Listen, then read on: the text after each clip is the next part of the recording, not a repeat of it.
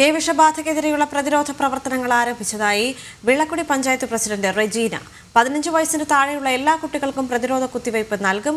തെരുവ് നായ്ക്കളെ പിടികൂടി മാറ്റാൻ നടപടി സ്വീകരിക്കുമെന്നും റെജീന പറഞ്ഞു. വിളക്കുടി ഗ്രാമപഞ്ചായത്തിന്റെ 18ാം വാർഡിലാണ് ഈ സംഭവം നടന്നിരിക്കുന്നത്. അടിയന്തരമായിട്ട് വിളക്കുടി ഗ്രാമപഞ്ചായത്ത് കഴിഞ്ഞ ദിവസങ്ങളിൽ മീറ്റിംഗ് കൂടുകയും നമ്മൾ 15 വയസ്സിന് താഴെയുള്ള കുഞ്ഞുങ്ങൾക്കെല്ലാം പ്രതിരോധ കുത്തിവയ്പ് എടുക്കുന്നതിനായിട്ട് തീരുമാനമെടുത്തിട്ടുണ്ട്.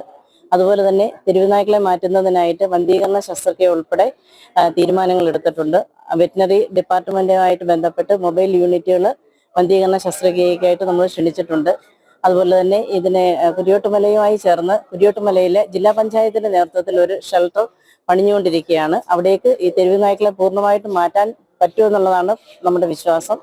അങ്ങനെയുള്ള തുടർ നടപടികൾ നമ്മുടെ ഭാഗത്തുനിന്ന് നമ്മൾ എല്ലാ വാർഡുകളിലും 20 വാർഡുകളിലും ജാഗ്രതാ സമിതികൾ രൂപീകരിച്ചിട്ടുണ്ട്. നിലവിലുള്ള ജാഗ്രതാ സമിതികളുടെ പ്രവർത്തനം കുറച്ചുകൂടി ഊർജിതമാക്കുന്നതിന് വേണ്ടിയുള്ള തീരുമാനങ്ങൾ നമ്മൾ എടുത്തിട്ടുണ്ട്.